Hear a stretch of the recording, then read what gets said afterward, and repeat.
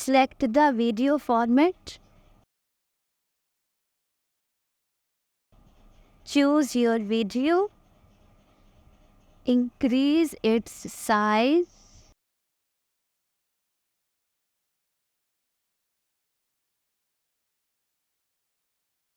And adjust in the middle. And download it.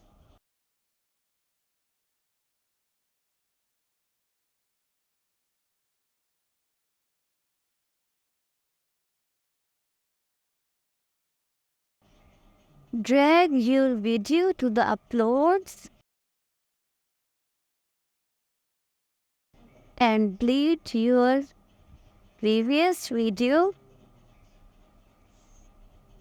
Select your original video and set to the frame. Select your edit video and adjust on it. Go to background remover.